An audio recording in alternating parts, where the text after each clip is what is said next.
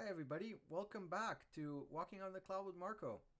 Today we're going to be inside because we're going to take a look at the AWS Certified Solutions Architect Associate exam. So yesterday I took the exam and had to recertify my associate certification, and I chose to take the SAA-C02 exam, which is the new version of the Solutions Architect exam.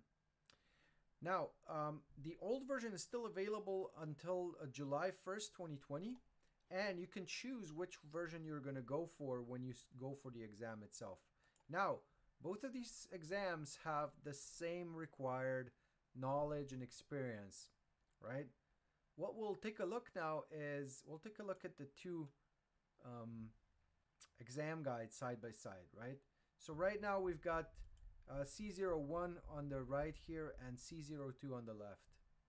Basically, the recommended knowledge is the same, right? 1 year is a hands-on experience, having the experience with just the basic services like compute, networking, storage, having the experience with some managed services, databases, file shares, S3, things like that, and of course having understanding of IAM, having the basic understanding of architectural principles that apply when you're building an application in the cloud, and an understanding of the infrastructure itself, how to make your services highly available, etc. So both exams have the same type of content. You'll have a multiple choice and multiple response questions, right? And of course, your exam will be scored with a certain minimum passing score, right? So your exam is 1,000, your minimum passing score is 720 for both exams, right?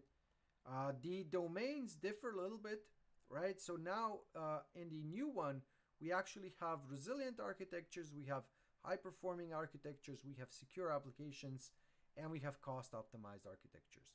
So if we look at the 5 pillars of the well-architected framework, which are security, reliability, cost optimization, performance efficiency, and operational excellence, we kind of find that they've removed operational excellence as a domain by itself.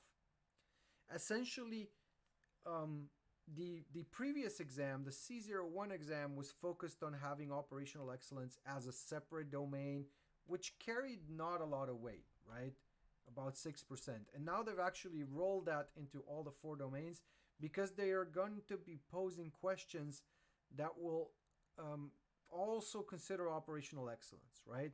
So you'll have questions which will have different solutions proposed, but you might find when they're asking you about a resilient architecture to also look at operational excellence for that architecture, right?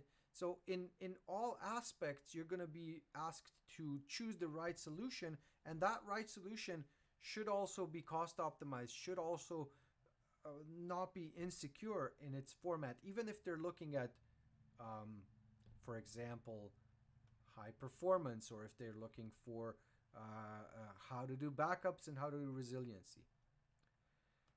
An interesting way of describing this is with, for example, you need to share data. What are your options when you share data? Well, you can have EBS volumes that you replicate across availability zones, right? You can have EFS as a shared file system, or you can have S3 as your repository where you upload your content and then everybody else downloads that content. Now, which of those will give you operational excellence if you're reading and writing frequently? Well, it's not going to be S3 because that's not going to be sustainable over time if there's frequent writes. If frequent reads, yeah, sure, but frequent writes are not going to be supported by S3. And then there's basically a choice between a replicated EBS volume and an EFS solution. Now, how do we choose between those? Well, one clue to look for is how many instances are we replicating on? Are these just 2 instances that we're replicating on? Because if it's 2 or 3 instances, then it's actually cheaper or more cost effective to just do replication of EBS volumes. Whereas if we're distributing across more than 3 instances, then EFS is going to be the more cost effective solution. So even if they're asking you for high availability as the main point of the question, and you get a choice of S3 EBS or EFS, you're going to have to choose the solution that's going to have operational excellence rolled into it, right? So that's essentially what they've changed. I found that some questions were written to confuse you, right? So they did a lot of things like mixing terms. Let's say, for example, partitions and shards in Kinesis, and telling you that, for example, something is going to be archived, or something is going to be stored for longer term, or something needs to be stored for 5 years, right? And again, depending on the access pattern, you're going to choose between S3 and Glacier in archive long term or stored for 5 years, right? So those are sort of designed to throw you off. I have found that there's a lot more questions on things that are new, like, for example, you'll find questions on S3 intelligent tiering. You'll find a lot of questions on EFS and FSX. There's quite a lot of questions on caching and caching approaches, right? But your standard questions apply, right? Your multi-tier architecture, your 3-tier architecture, your web tier, your app tier, your database tier, how to build those, how to make them highly available, how to make them fault tolerant, how to decouple. So there's a lot of questions with SNS, with SQS and Kinesis as data ingestion or even decoupling mechanisms, right? And of course, storage resilience, right? As I said, the right way to replicate and share data between systems in a resilient and operationally excellent way. Then, of course, scaling is going to be a question. They're going to be talking about how to save money with scaling. They're going to be asking you about how to set the exact right number of instances at a certain point in time, or according to a certain metric.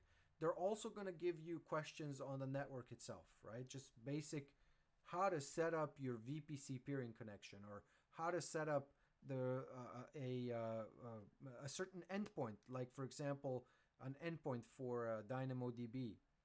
What's the steps that you need to take to set that up? Then, of course, there are a few questions on DynamoDB that concern DynamoDB performance and scaling DynamoDB, but they don't go into very much detail. There are questions about security all around, right? You'll find that, for example, IAM and the use of roles and the use of federation are going to be questions. Use of internet identities, right? Online identities is also going to be a question. And then, of course, making sure that you're choosing the right security solution for the right approach. So that's essentially it.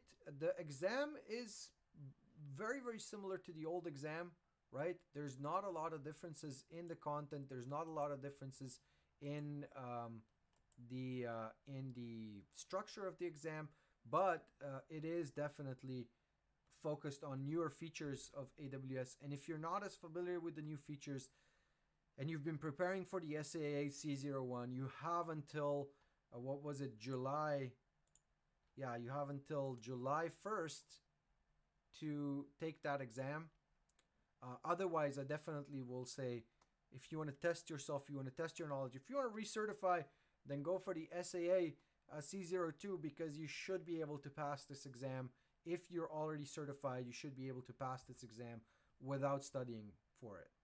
Essentially, that's the level. And yeah, I hope you enjoyed this video.